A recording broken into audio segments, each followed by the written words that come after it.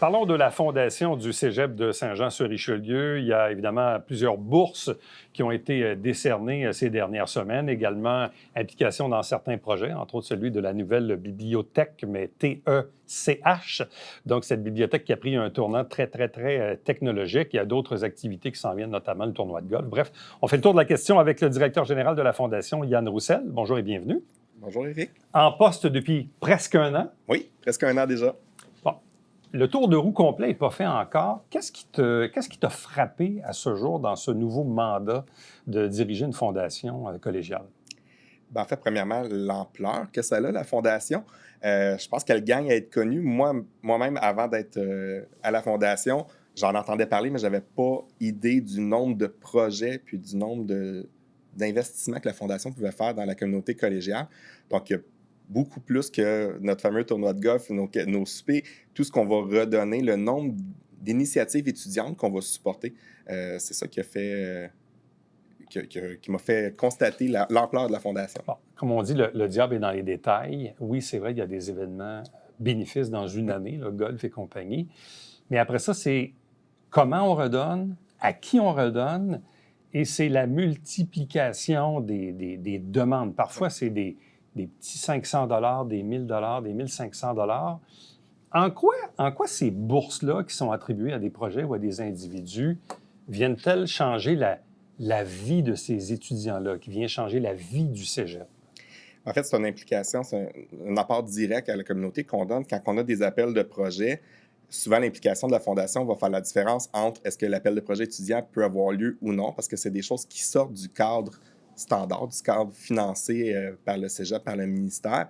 Donc, quand on a un appel de projet d'un étudiant qui veut faire un projet à l'extérieur de son cours ou dans le cadre de son cours de perfectionnement et que la Fondation dit, nous, on a les fonds, on peut financer, ça vient tout simplement permettre au projet de se réaliser. Ça peut passer d'un voyage de perfectionnement avec certains étudiants à des projets dans le cadre d'un cours d'étudiants qui veulent créer des événements pour aller connaître ou faire connaître d'autres organismes de la région qui veulent s'impliquer dans la communauté, que nous, on va leur permettre de réaliser ces projets-là.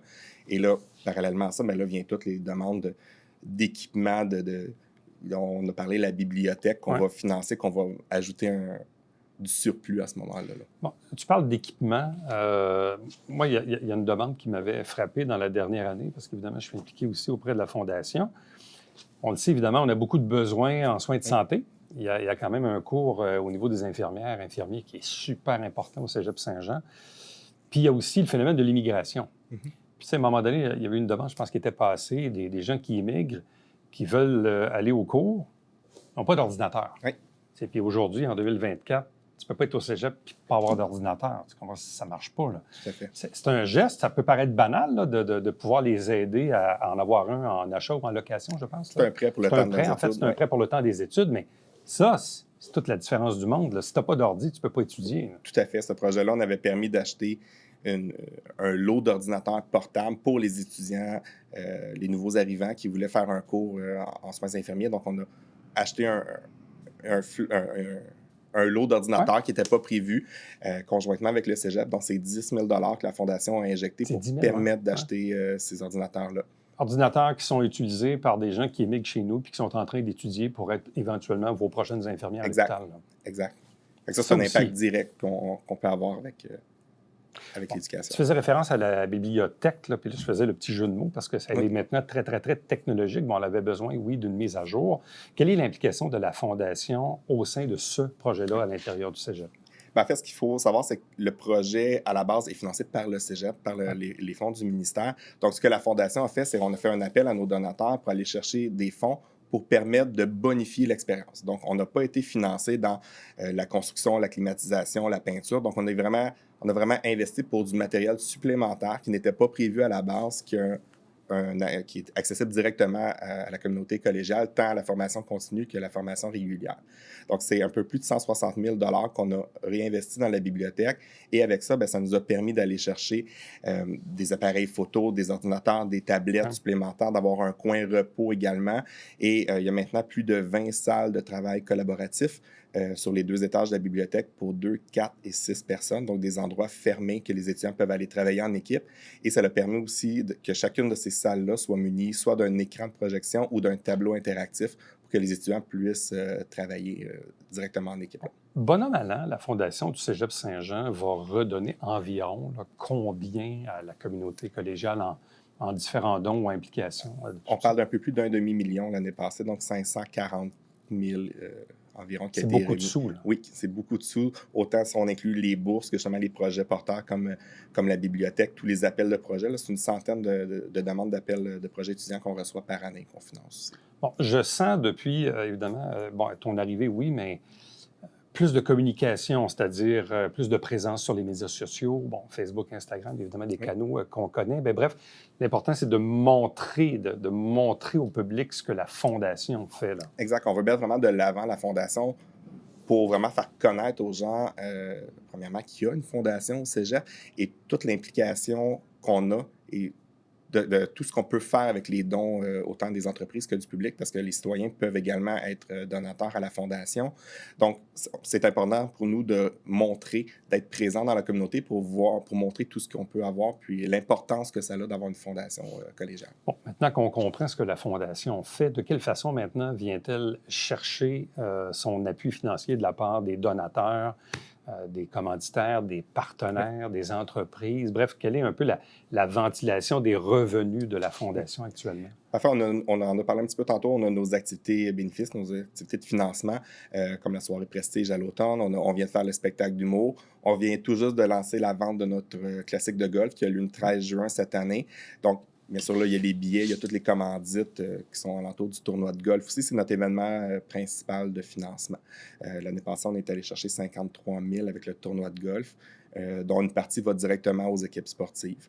Ensuite, on a tout le volet de plan de commandite du stade Alphonse Desjardins, donc le stade pour nos équipes, les géants. Donc, la Fondation est en charge de toute la visibilité et la commandite en lien avec le stade, qui nous permet d'avoir des fonds également pour les équipes sportives. Et après ça, bien, il y a tous les dons d'entreprises qui font un don directement à la Fondation ou les citoyens qui décident de faire un don pour supporter les bourses espoirs, supporter une bourse de persévérance, faire un don à la campagne Noël sans fin quand on ramasse des fonds pour les paniers de Noël également. Donc, on a autant des commandites que des donateurs au niveau corporatif, mais on a également les dons des citoyens. D'ailleurs, on vient de mettre sur pied aussi le don par engagement, donc de faire un don récurrent à la Fondation. Ça, c'est un nouveau mode là, qui prend, disons, plus d'espace. Par exemple, bon, Opération Enfant Soleil, pour ne pas le nommer. Là.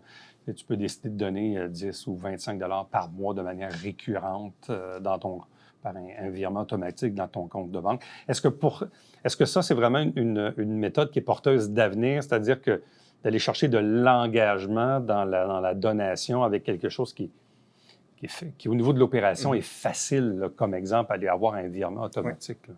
Bien, ça l'a beaucoup... on le voit de plus en plus dans différentes fondations. C'est une façon qui est simple pour le donateur. On dit souvent à la blague, donner l'équivalent d'un café par jour. Donc, les gens vont donner un 5 un 10 une fois ou deux par mois. C'est un engagement auquel ils peuvent mettre terme quand ils veulent, mais qui fait un prélèvement automatique au compte ou sur leur carte de crédit. Puis nous, ça permet d'avoir des fonds de façon régulière pour pallier à toutes les demandes qui rentrent tout au long de l'année. Là. Bon, le Cégep, évidemment, a d'autres projets à venir. On sait qu'il y a un projet d'agrandissement là, qui va un jour se concrétiser, là, tout dépendamment, évidemment, de ce que le gouvernement va décider. Mais on sait que c'est une nécessité parce que les prévisions démographiques du Cégep montrent qu'il va y avoir beaucoup trop d'élèves pour le nombre de pieds carrés disponibles. D'ailleurs, ils ont installé du modulaire il n'y a pas très, très longtemps. Quel rôle sera appelé à jouer la Fondation du Cégep dans ses projets futurs, notamment un projet d'agrandissement? Oui. Bien, en fait, la Fondation va être assurément appelée à faire une campagne majeure à ce moment-là pour aller chercher des fonds. Le but est encore, une fois, d'optimiser l'expérience des étudiants, donc d'aller chercher de l'équipement, d'aller chercher des installations supplémentaires qui n'étaient pas prévues initialement, mais qui ont un réel impact sur l'apprentissage et sur la persévérance. Donc, des fois, ce n'est pas nécessairement de l'équipement académique. On pense à la bibliothèque avec l'espace de repos, des équipements adaptés pour que les étudiants peuvent étudier s'ils ont des difficultés d'apprentissage, s'ils ont besoin d'avoir de la tranquillité. Donc, on va être appelé à aller chercher des fonds pour optimiser ce nouveau bâtiment-là qui verra le jour au cégep, là, pour pouvoir rendre l'expérience plus agréable pour nos étudiants. Donc, à venir, c'est le tournoi de golf au mois de juin. Est-ce que les événements de la prochaine saison sont déjà, disons, officialisés, là, par de soirées prestige ou de soirées d'humour au mois de janvier? On est en train de finaliser les dates, mais effectivement, on est de retour l'année prochaine avec la soirée prestige, le gala d'humour, le tournoi de golf, bien sûr, et on vous prépare une nouveauté, un nouvel événement qui va être annoncé cet été, qui va devenir un événement majeur pour la Fondation. C'est quoi le défi de l'événementiel? Parce qu'évidemment, tu es dans ce domaine-là depuis plusieurs années. Évidemment, il y a plusieurs causes. Toutes les causes sont bonnes.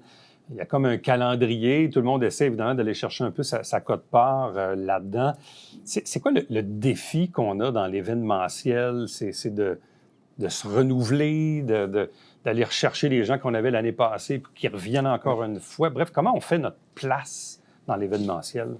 La difficulté, c'est vraiment d'innover continuellement parce que tout le monde fait des événements, puis tu l'as dit, toutes les causes sont bonnes. Puis je suis le premier à dire, quand je vais rencontrer des partenaires, je veux pas avoir le gâteau complet, on veut juste tout le monde avoir notre part parce que toutes les causes sont bonnes, puis il y en a des super belles dans la région. Mais c'est toujours de s'innover, d'essayer de ne pas se couper l'herbe sous le pied un et l'autre. Donc, on essaye entre les fondations, entre les organismes, de se parler un petit peu, puis se partager nos calendriers pour pas se nuire mutuellement. Mais c'est beaucoup de se renouveler et d'innover pour aller chercher des nouvelles idées, donc des nouveaux donateurs ou commanditaires potentiels. Moi, ce qui me fascine toujours dans le milieu des organisations caritatives comme ça, c'est les fameux tournois de golf. C'est une vieille formule qui est payante, puis que même si on dit que le golf, c'est plus ce que c'était, les tournois, ça marche encore. Oui. J'ai pas vu beaucoup d'organisations laisser tomber son tournoi de golf. Non, mais en fait, c'est notre activité la plus lucrative présentement.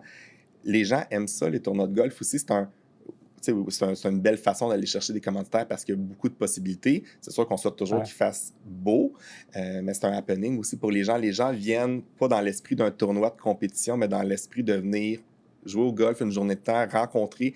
Si je parle pour la Fondation, on a nos étudiants sur le terrain, on a les géants qui sont là comme bénévoles. Donc, les joueurs viennent rencontrer aussi nos étudiants, viennent rencontrer les élèves. Bon, en terminant, il nous reste moins d'une minute. L'éducation, on le sait, c'est une valeur. C'est important, évidemment, d'augmenter le taux de raccrochage au scolaire. On le voit au secondaire. Ultimement, certains vont aller jusqu'au collégial et à l'université. Les gens qui nous regardent en ce moment, de quelle façon peuvent-ils aider la Fondation? Tout simplement en devenant un donateur à la Fondation, que ce soit de façon récurrente par l'engagement ou un don unique, d'acheter un billet pour venir au golf, un billet de spectacle. Donc, c'est de s'impliquer, de faire de l'éducation leur mission en donnant à la Fondation, tout simplement. Fondation Cégep Saint-Jean-sur-Richelieu, toujours donc très, très active, effervescente, des bourses, implications financières dans plusieurs projets. Yann Roussel, merci beaucoup. Merci, Éric. Reste avec nous, on vous revient après ceci.